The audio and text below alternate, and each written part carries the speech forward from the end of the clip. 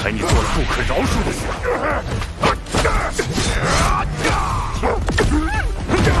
这是什么力量？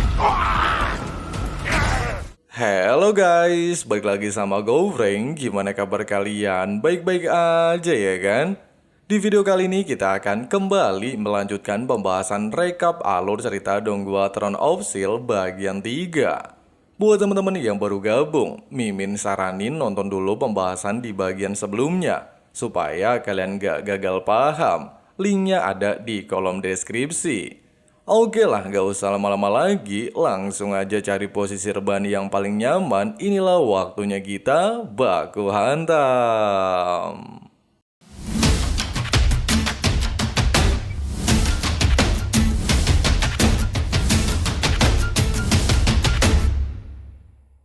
Di tengah-tengah momen mengharukan ketika Hao Chen baru saja mengetahui Long Xingyu adalah bapaknya, rombongan iblis serigala terlihat menyerang salah satu kota di wilayah Gunung Odin, sehingga menimbulkan kepanikan dan kekacauan luar biasa hebat. Bahkan para serigala keroco terlihat memangsa para penduduk.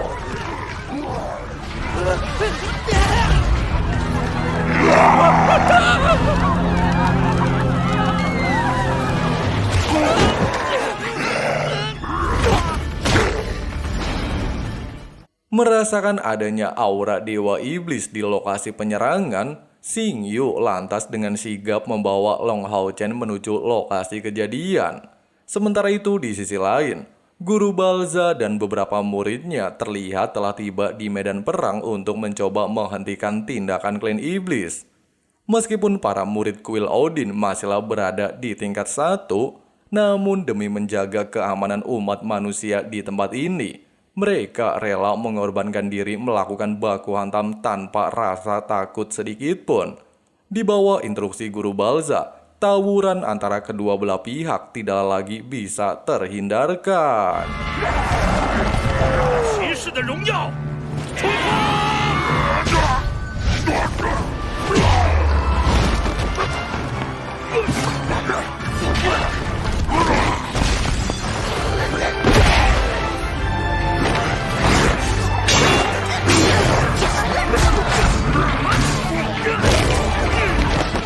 Di saat kondisi mulai memanas dan para kesatria bocil terdesak, Long Hao Chen pada akhirnya tiba di tempat ini untuk memberikan bantuan. Meski sempat bersemangat melihat kedatangan Hao Chen bersama Xingyu, namun di waktu yang sama, avatar Dewa Iblis Serigala mulai bereaksi, bahkan mencoba menggunakan kekuatannya untuk menghancurkan seluruh kota Odin. Menyadari serangan tersebut sangatlah berbahaya bagi seluruh penduduk desa, Long Xingyu pada akhirnya juga turun tangan untuk memblokirnya.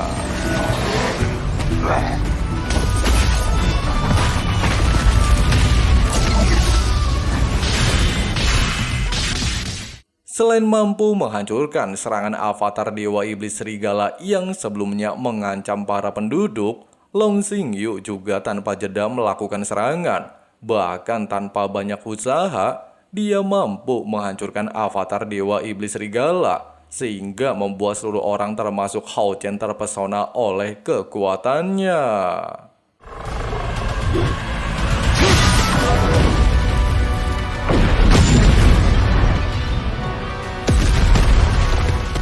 Tepat di saat klan iblis terdesak pasca menghilangnya avatar Dewa Iblis, serta Balza sendiri merasa di atas angin mampu memenangkan tawuran, Dewa Iblis Serigala dengan wujud asli yang bernama Ahmi tiba-tiba saja menunjukkan diri dan langsung membunuh Balza pada saat itu juga.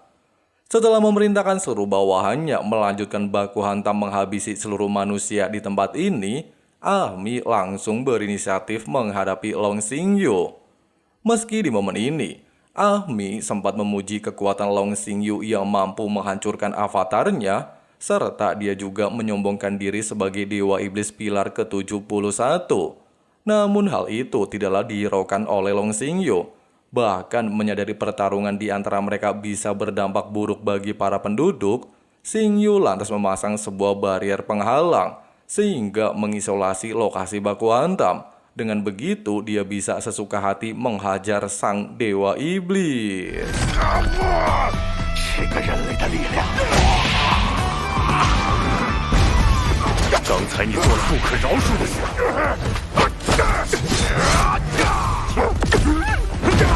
这是什么力量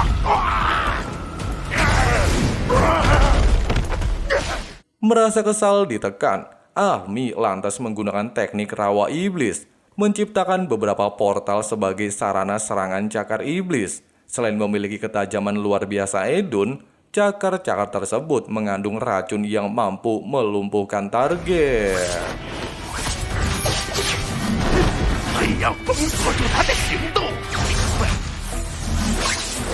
Meskipun di momen ini, Xingyu berhasil menghancurkan teknik tersebut dengan teknik penghakiman suci, namun ternyata Ahmi tidaklah menyerah begitu saja. Dia lantas menggunakan teknik bor taring serigala, serta menarik semua energi kehidupan bawahannya untuk memperkuat serangannya.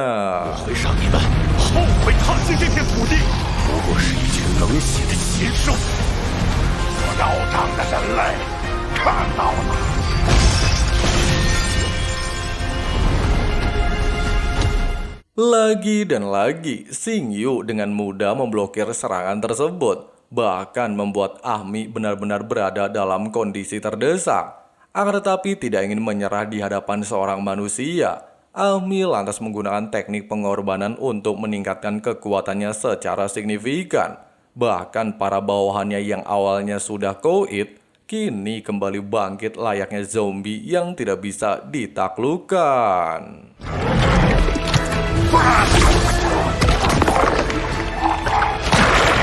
用这份力量让你付出代价，你不可能迎来胜利。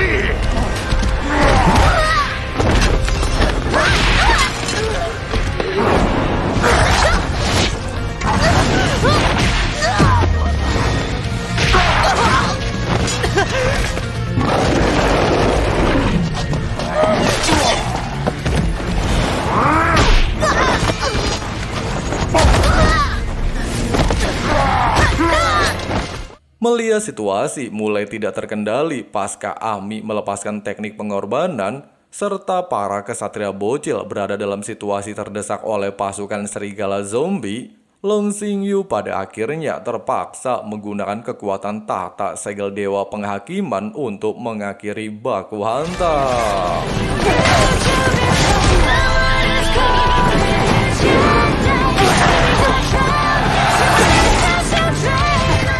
Meskipun sempat terkejut, orang yang dia hadapi adalah kesatria tahta dewa Long Xingyu, serta gagal melakukan tugas dari kaisar dewa iblis.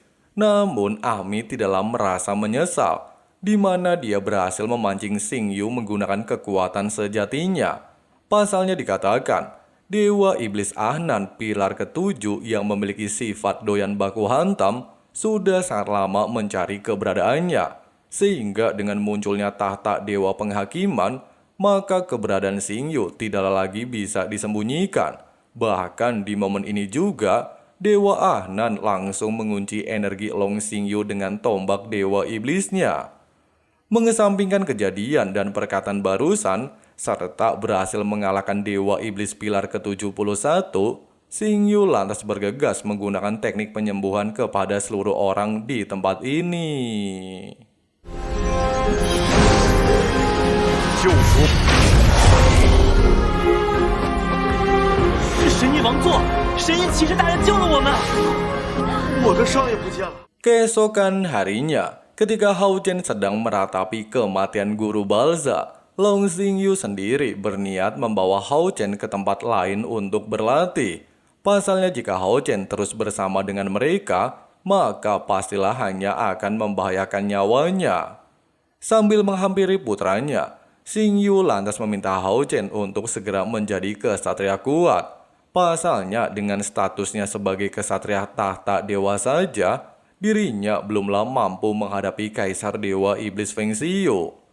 Setelah mengatakan hal itu, Xingyu terlihat memberikan Hao Chen sebuah tungku penarik. Meskipun hanya berada di tingkat 64 dari tungku lainnya, Namun kekuatan tungku tersebut setara dengan 10 tungku teratas. Sangatlah cocok digunakan oleh kesatria tipe pertahanan. Pasalnya kemampuan utamanya untuk menarik musuh demi melindungi rekan satu tim. Bahkan dikatakan, tungku penarik ini mampu berevolusi sebanyak 3 kali. Meskipun pemberian ini terbilang luar biasa, tapi ternyata juga merupakan hadiah perpisahan. Pasalnya Xingyu dan Baiyu haruslah menjalankan sebuah misi penting, sehingga Hao Chen harus berjuang dengan usahanya sendiri melakukan penyatuan dan berlatih di masa depan.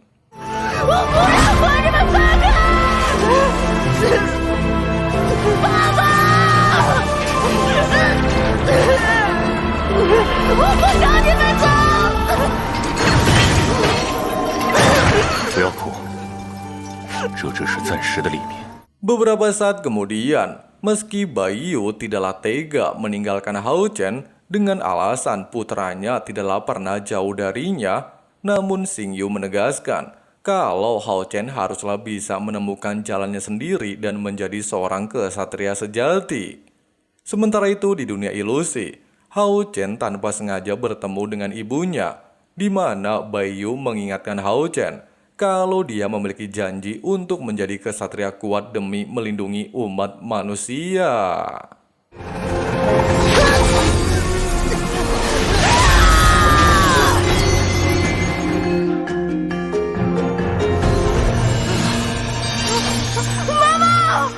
Singkat cerita, ketika Hao Chen terbangun, dia menemukan surat yang ditinggalkan Long Xingyu, di mana Hao Chen diharuskan terus berlatih dan mempelajari teknik di dalam cincin warisan. Selain itu juga, Xingyu meminta Hao Chen pergi ke kuil bulan menemui Ye Hua, seorang kesatria pertahanan paling kuat yang akan menjadi guru barunya, serta meminta Hao Chen menyembunyikan identitasnya sebagai kesatria penyerang dan putra cahaya. Papa, Mama, 等着我。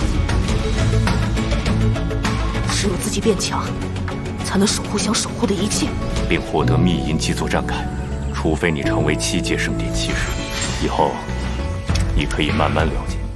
Di sisi lain, menyadari adanya aura putra cahaya, Kaisar Iblis Feng Xiu terlihat meminta Bai Meng, Dewa Iblis Pilar ke-9 untuk segera menemukan keberadaannya sebelum anak tersebut tumbuh dewasa. Sementara itu, ketika baru saja tiba di kuil bulan dan Hao Chen membulatkan tekad untuk bisa menjadi seorang kesatria tahta dewa, tetua Nalan terlihat menghampirinya, sehingga dia segera menggunakan barrier kedap suara untuk membaca surat dari Long Xingyu, di mana dia benar-benar dibuat terkejut mengetahui Hao Chen ternyata anak kandung dari Xingyu. Akan tetapi dia juga heran, kenapa Xingyu meminta Hao Chen menjadi kesatria bertahan. Pasalnya, Xingyu sendiri merupakan kesatria penyerang terkuat di dunia, bahkan meminta anaknya berlatih di bawah bimbingan Ye Hua. Terlebih lagi orang itu dikenal sangatlah pendiam dan temperamental. Singkatnya, Nalan terlihat membawa Hao Chen menemui Ye Hua dan mengatakan niatnya. Bahkan Nalan juga mengatakan kalau Hao Chen merupakan kesatria berbakat. Tapi sayangnya, Ye Hua justru menolaknya. Pasalnya dia sangatlah membenci bakat. Malam harinya tidak ingin menyerah, Nalan terlihat membawa Ye Hua menemui Hao Chen untuk melihat kemampuannya. Dengan begitu, kemungkinan dia bisa merubah keputusannya. 请教官指教。恭喜！我两边都是真正的攻击，城外之人是幌子。好标准的冲锋！ Meskipun di pertandingan pertama Hao Chen dengan mudah dijatuhkan, namun dia tidaklah menyerah begitu saja, serta meminta Ye Hua untuk kembali melakukan pertandingan. Pasalnya Hao Chen berniat menunjukkan seluruh kekuatannya. 没想到小小年纪就有背水一战的勇气，他竟然敢将全身所有灵力都用在这一招上。 Meski dalam pertarungan ini, Ye Hua sempat terkejut mengetahui Hao Chen mampu menggunakan teknik tingkat ilahi. Namun dikarenakan kekuatan spiritualnya masihlah rendah, Hal itu kembali membuatnya kalah dalam pertandingan, sehingga Yehua meminta Nalan untuk tidak lagi mengganggunya.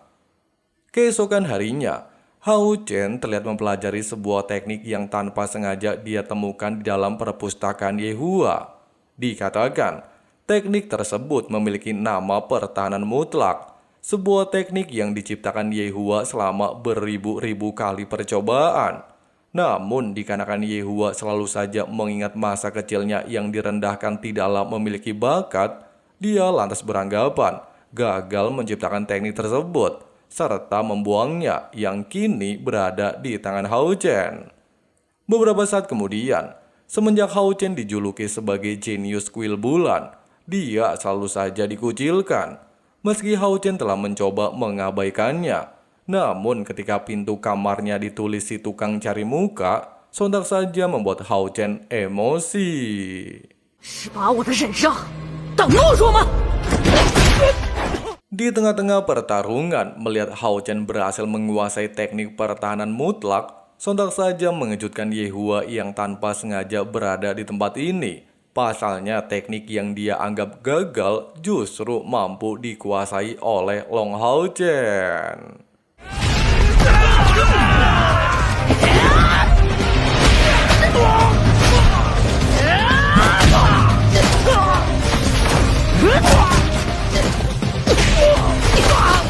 Di akhir baku hantam, salah satu murid mengatakan Hao Chen merupakan seorang penjilat. Bahkan penjaga perpustakaan saja dia hasut untuk mengajarinya teknik pertahanan mutlak.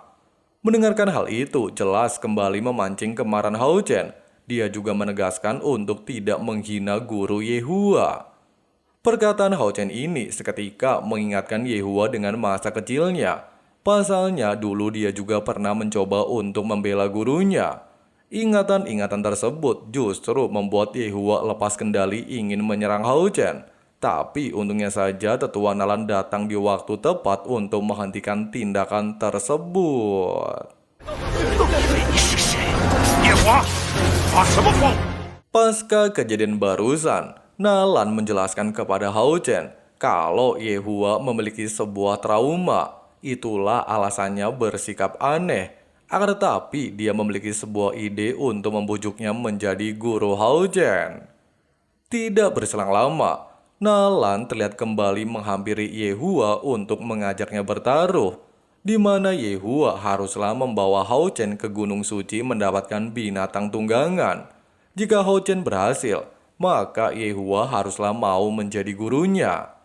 Meski di momen ini Yehua sempat ragu dan beranggapan hal itu terlalu berbahaya, namun Nalan tidaklah memperdulikannya dan memaksa Yehua untuk menerima taruhannya.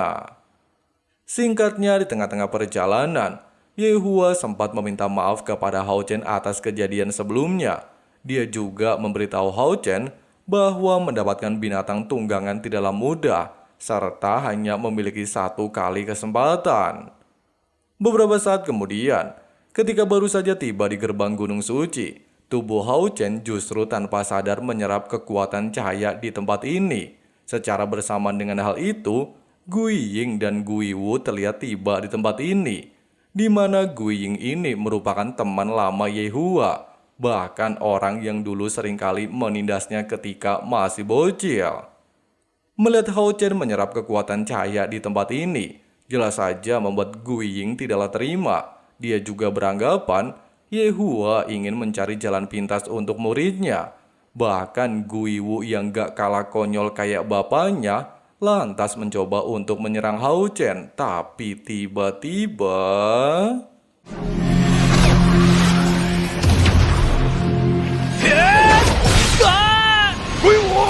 Kejadian barusan ternyata ulah seorang senior penjaga Gunung Suci tingkat 9. Dia bahkan membantu Hao Chen menyempurnakan kekuatan cahaya yang baru saja dia serap. Menyadari hal itu, Yehua lantas meminta maaf serta mengatakan niat dan tujuannya. Tidak ingin kalah, Gui Ying terlihat memberikan sebuah sertifikat sebagai syarat memasuki Gunung Suci, di mana putranya berniat mencari binatang tunggangan. Setelah memeriksanya, Guiwu mendapatkan sebuah segel di dahinya sebagai perantara melakukan kontrak, di mana mereka hanyalah memiliki waktu selama 3 hari untuk menemukan binatang yang sesuai. Jika dalam waktu tersebut belum mendapatkan binatang tunggangan, maka token yang mereka terima akan secara otomatis melemparkan mereka keluar dari Gunung Suci.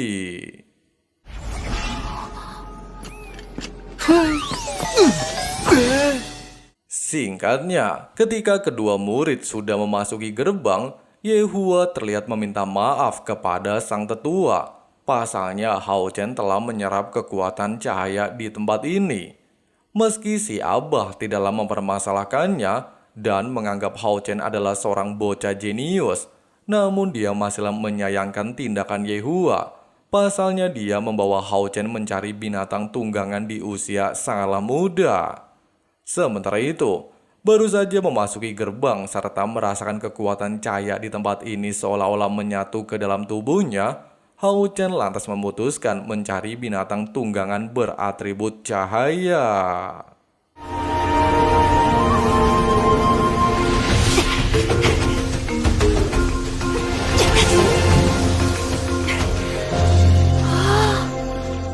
Tidak berselang lama, Hao Chen bertemu dengan binatang kelinci. Hanya saja binatang ini tidaklah bisa dijadikan sebagai tunggangan. Di tempat lain, Guiwu secara barbar merusak area gunung dan membunuh beberapa binatang hanya untuk mendapatkan tunggangan. Sangatlah berbeda dengan Hao Chen yang mencari dengan sangatlah sopan. Bahkan melihat kelinci terluka, dia mencoba untuk mengobatinya.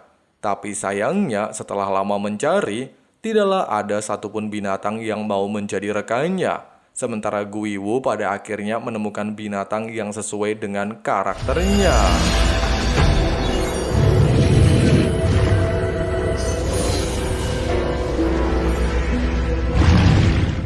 Singkatnya, menyadari batas waktu hanya tersisa 1 hari, jelas saja membuat Hao Chen terlihat murung. Tapi si kelinci tiba-tiba saja mengajak Hao Chen ke suatu tempat, di mana di tempat ini terdapat banyak sekali unicorn cahaya bintang. Bahkan sang raja unicorn terlihat menghampiri Hao Chen.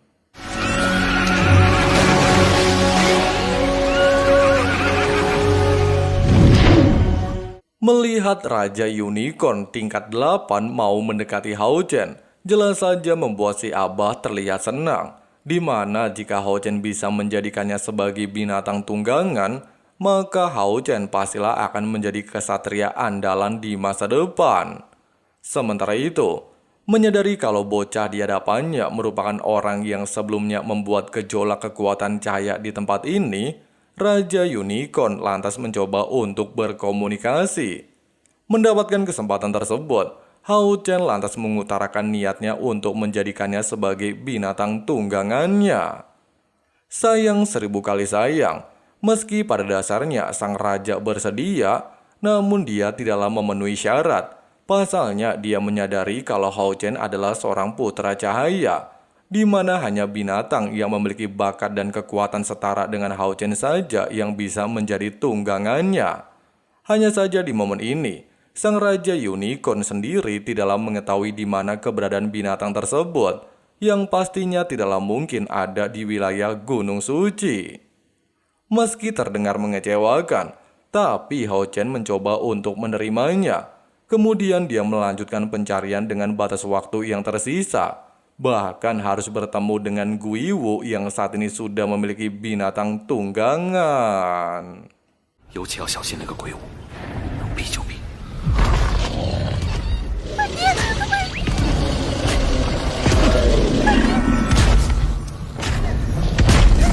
Meski di momen ini, Hao Chen telah mencoba untuk tidak memperdulikannya. Namun ketika Guiwu mengatakan Yehua alias guru Hao Chen adalah sampah, seketika memancing kemarahan Long Hao Chen.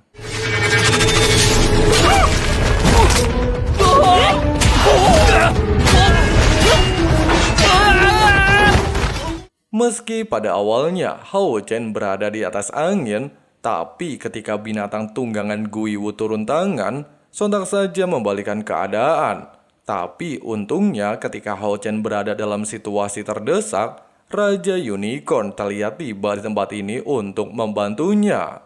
Menyadari tidaklah mungkin melawan binatang roh tingkat 8, Guiwu lantas memutuskan untuk meninggalkan tempat ini.